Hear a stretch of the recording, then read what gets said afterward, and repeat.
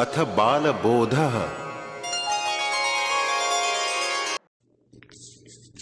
Balbodha, preaching to newcomer in the path of devotion. Shri Mahaprabhu, Shri Vallabhacharya composed this text for Shri Narayan Das Kayas, who resided in Ambala. Shri Mahaprabhuji had ordered Narayan Das, "You will not be able to do services," and written him 8th syllable mantra, Astakshar mantra, and in Dwarka explained Narayan Das about religion, dharma, wealth, earth, material desires, calm, liberation, moksha, the subject matter of these scriptural endeavors and goals, and thus produced this text. The explanation of 4 endeavor goals for path of grace, Pushti Marg, are also described in your Chaturshloki text, and the devotion is 5th endeavor. To understand this, explain scriptural endeavors by this Balbodha text. The word Balbodh refers to the learning of a new seeker in path of devotee, child. With this context, this text is considered to be of a preliminary importance for understanding and entering into Pushti Marg. नत्वा हरिं सदानन्दं सर्वसिद्धान्तसङ्ग्रहं बालप्रबोधनार्थाय वदामि सुविनिश्चितम्. Verse 1. Bowing down to ever blissful Lord Sri Hari, I now especially speaking the definite essence of all doctrines of Vedic scriptures for proper understanding of new seekers of path of devotion. Here bowing to Lord Hari, who takes away misery out of nescience, Shri Mahaprabhuji is speaking to living entities newly introduced to the path of devotion about this subject matter of 4-fold endeavors known as Dharma, Artha, Kama, Moksha, as conclusions of Vedic scriptures in the form of collection of doctrines. To understand the path of devotion, which is the 5th endeavor goal, first this scriptural doctrine principle needs to be understood. Shri Mahaprabhuji will speak about endeavor, goal of path of grace or Pushti devotional path further in Chaturshloki's text. Dharmartha kama mokshakyash chatvarortha manishinam Jiveshwar विचारेण द्विधाते हि विचारिताः. Verse 2. The 4 endeavor goals, dharma, artha, kam, moksha, that is righteousness, wealth, desire, fulfillment and salvation or liberation, are pondered by thoughtful human being in 2 ways, the words of Lord and the words of living entities. These are 2 ways in which explanations are done. Purans contain the thoughtful conclusions about the endeavors, goals of life of living entities, that is, sages and Vedas, are scriptures of thoughts of Lord, the Supreme Controller. Thus, the endeavors, goals of life are spoken in 2 ways. The original words are Veda only, which is the word of Lord, the Supreme Controller. Based on these original words, sages have explained the 4 goals endeavors of life in Purans, which is very essential to understand for living entities, because only in human form of a life a living entity can achieve salvation. The living entity can liberate itself for following 4 divisions of human society and 4 order stages of human life called Varna Ashram system, that is called scripturally ordered 4 divisions of social order. The category of men who understood Brahma lived life as per the preview of scriptures and followed the 6 norms of being a Brahmin are called the Brahmins. The brave, wise in administration and responsibility for public welfare, this administrative class of men called Kshatriyas. The mercantile means called Vaishyas, and one blessed with Sushrusha means services to the other Varnas, which allows service to all other, is called Kshudras. And the 4 stages Varnas of human life like Brahmacharya, student life, Grahastha, household life, Vanaprastha, retired life, and Sannyasa, renounced life, that is the 4th ashram. Within these following four goals of human life, a human being can achieve salvation. अलौकिकास्तु वेदोक्ताः साध्यसाधनसंयुताः Loukika ऋषिभिः प्रोक्तास्तथैवेश्वर शिक्षया. Verse 3. The goal of human life with the means and aims are described in Vedas, which are divine words, and the worldly explanation are given by sages. This also comes under the teaching of Lord, the Supreme Controller. Vedas had described in 4 goals of human form of life with means and aims, that is, what kind of means are there for salvation and what can be achieved from them. This being the words of Lord is called divine words or words of Supreme Personality Purushottam, and all teachings outside Vedas which are not divine but to achieve goals of human form of life is spoken by sages in Puranas. But those teachings do not contradict the teaching of Vedas, but only based on the teachings of Supreme Lord and Vedas. The goals described in Vedas are called primary goals, and the goals described in Puranas are called secondary. For these 4 goals, how, what all means should be there and what can be obtained from them, this together is described in Vedas.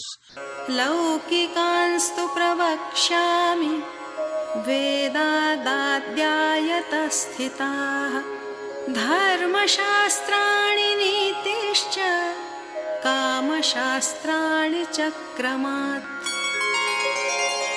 Verse 4. The teaching of Vedas are spoken in Vedic literature will speak about the subject matter of non-divine worldly goals. The subjects of theology, ethics and means of desire fulfillment are spoken respectively in Niti Shastra and Kama Shastra. The divine teaching of Vedas is readily available in Vedic literatures, is manifested, is specially explained. So Sri Mahaprabhuji is saying that now I am speaking about the subject matter of worldly teaching given by sages and saints. Sages and saints has explained in many ways the subject of theology, ethics and means of desire fulfill, as for example Manusmriti, etc., theology text, Kamandikya, words of ethics, finances, and Kama Shastra, Natya Shastra by saints Vatsayayan and Bharat. So now Mahaprabhuji is explaining the subject of salvation, which is very important for emancipation of human beings. त्रिवर्ग साधकानीति न तन्निर्णय उच्यते मोक्षे चत्वारि शास्त्राणि लौकिके परतः स्वतः. Verse 5th will not speak about the conclusions on these categories: Trivarga, religiosity, finances, material desire, dharma, artha, kam. The salvation has been explained in worldly scriptures, that is, teaching of sages in 4 ways. 2 ways are parataha and 2 ways are swataha. Sri Mahaprabhuji is not giving much details about the subjects of Trivarga, religiosity, finance and material desire practices, because these subjects has been explained already in so many scriptures by sages. So he explained to devotional practitioner about this salvation, the 4th goal of human life, that sages have described 4 kinds of salvation in Puranas. 2 scriptures in Parataha salvation, that is practice of achieving salvation by surrendering to some divine personalities, and 2 for Swataha salvation, that is practice of achieving salvation by practices only self-efforts, that is 8-fold, Ashta Yoga. द्विधा द्वे द्वे स्वतस्तत्र सांख्ययोगौ प्रकीर्तितौ त्यागात्यागविभागेन सांख्ये त्यागः प्रकीर्तितः. These 2 ways of salvation, Parataha and Swataha, are further bifurcated. Swataha, that is self-effort ways, are further known as Sankhya and Yoga, and Tyaga, renunciation, Atyaga, abstinence, are 2 famously known as 2 departments. Renunciation, the 4th order of human life, is necessary to achieve salvation in Sankhya, while in 8-fold yoga system of self-effort way, this external renunciation is not necessary. It requires renunciation by mind while living in the worldly life, that is abstinence. The Sankhya and Yoga are two types of Swataha, that is self-effort ways. The two types of Partaha shall be explained further, where Vallabhacharyaji will explain the process of salvation by surrendering to Lord Vishnu and Lord Shiva. अहन्ता ममता नाशे सर्वथा निरहङ्कृतौ स्वरूपस्थो यदा जीवः कृतार्थः स निगद्यते. 7 verse. The living entity gets established in nature, in soul, when due to destruction of bodily consciousness and mental attachment, the living entity gets rid of any false ego, and then that living entity is said to have achieved the goal of life. For the knowledge of Sankhya, it is necessary to get rid of false ego and material attachment by renouncing the world. Then that living entity gets situated in its own nature, that is situated in soul, by getting rid of false ego and bodily consciousness through scrutinizing and researching through self and body respectively. Panchaparva Avidya, that is 5 forms of ignorance as mentioned in the 10th canto of Srimad Bhagavatam, Subodhiniji by Sri Vallabhacharya. The living entity gets the knowledge of self by getting free from these 4 illusions: body, misperception, deha adhyas, sense of misperceptions, indriya adhyas, life forces misperceptions, pranadhyas, and material consciousness misperception, that is antahakaranadhyas. When he gets free from these bodily misperceptions like Panchaparva ignorance, and then he gets situated in soul after getting knowledge of own nature, then living entity is said to have achieved the goal of life, because that soul is its original nature, and only after situating in that he can meet super soul, that is localized supreme personality of Godhead in everyone's heart. तदर्थं प्रक्रिया काचित् पुराणेऽपि निरूपिता ऋषिभिर्बहुधा प्रोक्ता फलमेकमबाह्यतः. 8th version. Some process has been described in Purana for that situation in self, own nature, and sages have also illustrated it in many ways. The result is the one and same as described in Vedas. Result is not from outside, it is not against Vedas. The words of sages are based on Vedas, it is not against Vedas. Anywhere, so that the result obtained is also the same as described in Vedas. The process of living entity getting situated in its own nature by destruction of false ego and bodily consciousness described by sages and aesthetics is based on Vedas, and on Vedas only the process of salvation has been described. So result is also described based on Vedas. That living entity can become free from all material bodily bondages of world only after gaining knowledge of nature of self, soul and Lord, super soul. Then only salvation is achieved. Up to here, subject matter of Sankhya has been described, which require renunciation. अत्यागे योगमार्गो हि त्यागोऽपि मनसैव हि यमादयस्तु कर्तव्याः सिद्धे योगे कृतार्थता. Verse 9. Even in yoga, through non-renunciation, mental renunciation of everything is a must. Abiding by self-control and other disciplines, one attains salvation. Swatah, self-salvation has a way of yoga which does not require renunciation at all. In this, without leaving the home, in household life, only by eightfold yogas, by controlling the mind of yama, niyama, asana, pranayama, pratyahara, dhyana, harana, that is also known as Ashtanga Yoga, a situation of Samadhi is obtained. In this, due to control over all senses and tendencies, perfection of yoga reached due to connection with the nature of Super Soul. This naturally removes ignorance, and that living entity achieves the goal of life after situating in self, after getting the knowledge of own nature, that is, achieves salvation. पराश्रयेण मोक्षस्तु द्विधासोऽपि निरूप्यते Brahma ब्राह्मणतां यातस्तद्रूपेण सुसेव्यते. Verse 10. Two ways of salvation are explained by taking shelter of some divine personality. Lord Brahmaji has achieved the Brahminship, or so Brahmaji is worshipable in that position. Here, Partaha salvation has been expressed in two ways. Mainly three personalities, Lord Brahmaji, Lord Vishnu and Lord Shiva, are considered the topmost, but here from salvation point of view, you are ordering only taking shelter of two of them, Lord Vishnu and Lord Shiva. Taking shelter of Brahmaji is not recommended because Brahmaji creates this material world using material modes of passion, creating material bodies for living entities, so he can't give liberation to them. Brahmaji is connected with absolute truth, Brahma, and achieved in Brahminship. In that form, he must be served nicely. Brahmaji should be served the way Brahmins are served by honor, donation, gifts and foodstuff, etc. But for salvation, it is not required to serve Brahmaji. He should be nicely served for achieving knowledge of Vedas, knowledge of absolute and effluence of Supreme Personality of Godhead.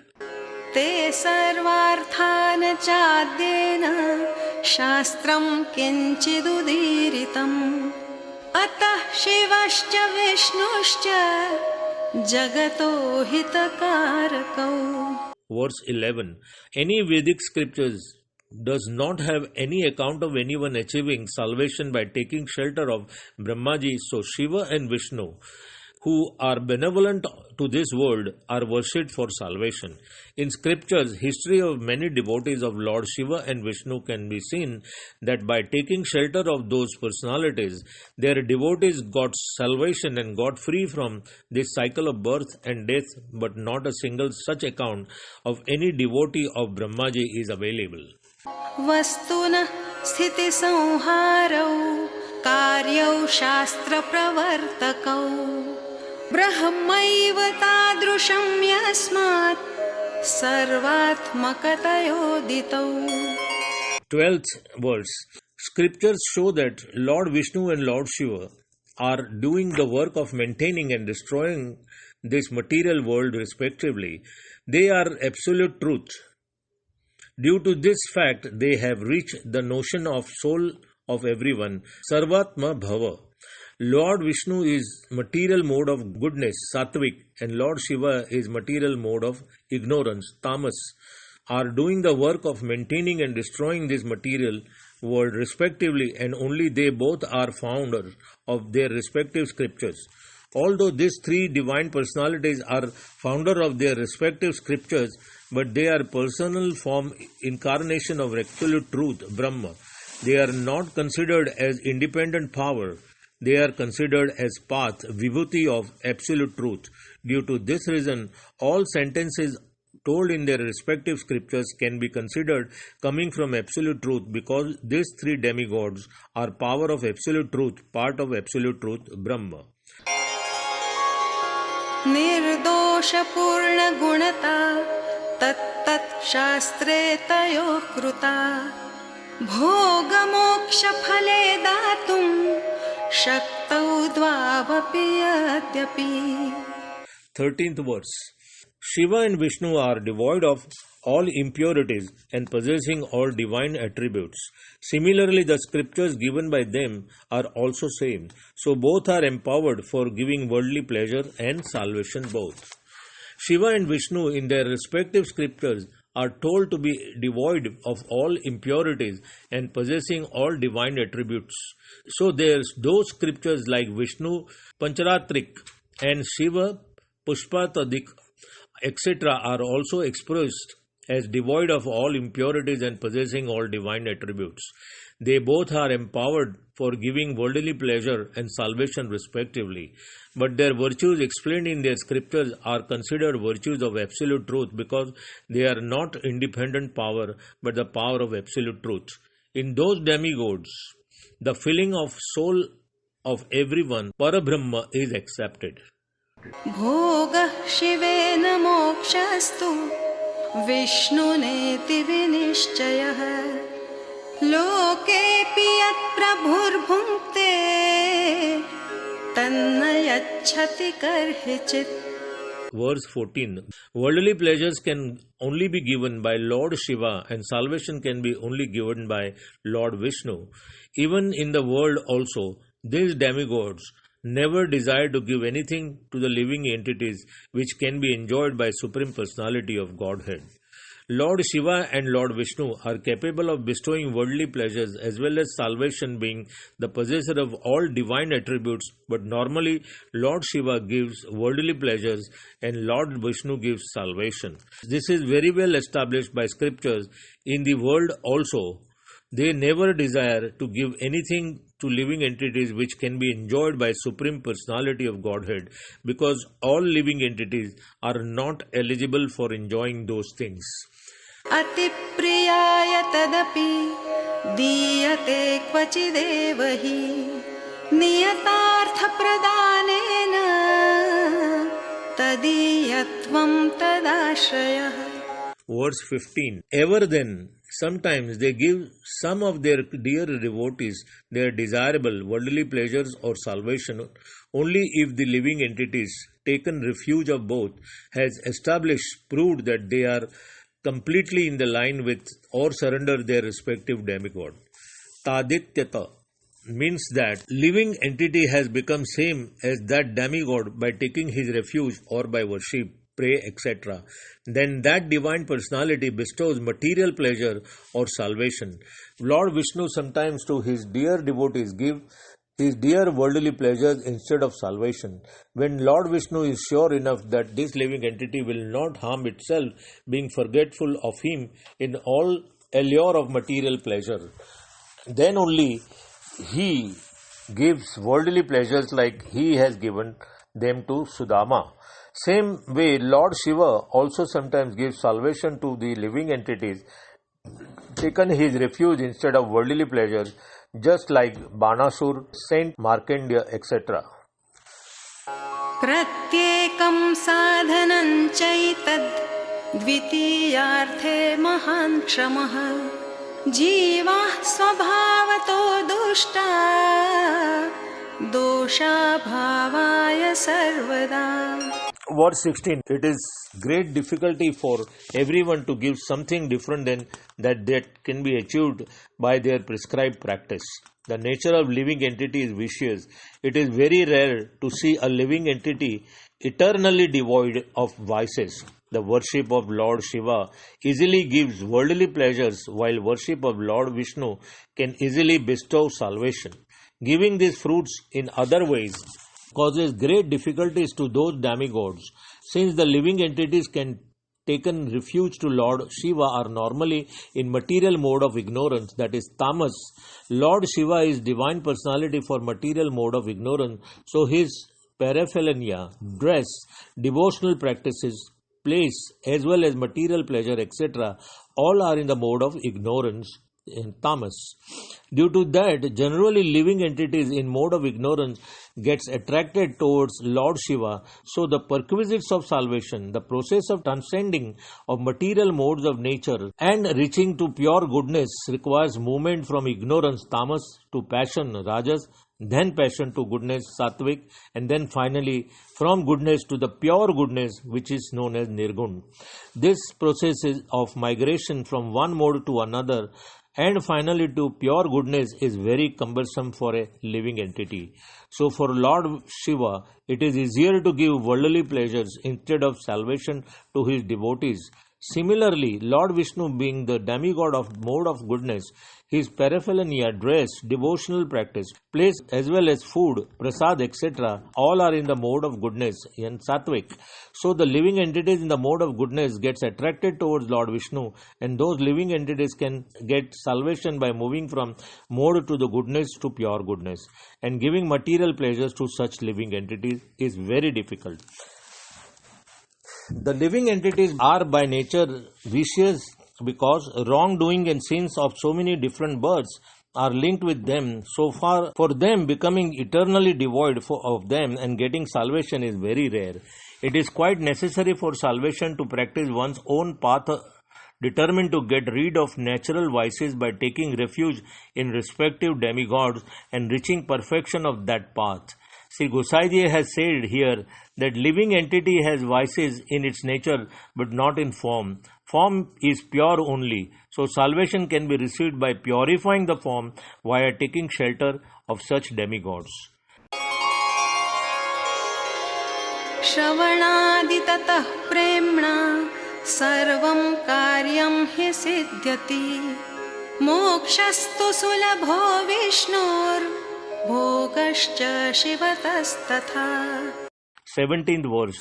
For that the living entities are by nature vicious and salvation is scarce, so one should engage in listening etc., ninefold devotional services, Shravanam, Kirtanam etc., about the life and glory of God with love, then all the activities of living entity will be perfect easily.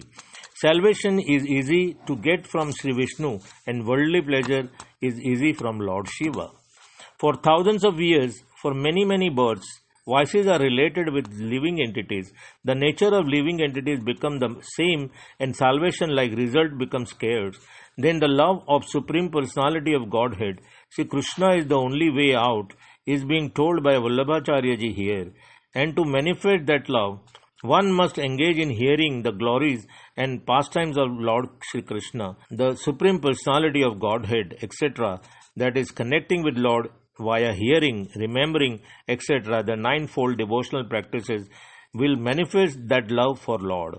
The appearance of love for Krishna will be perfection in all deeds because vices are opposite of love. One can get one's original form after receiving virtues like kindness, internal softness, humanity, etc., and Supreme Lord by connecting to Him with love.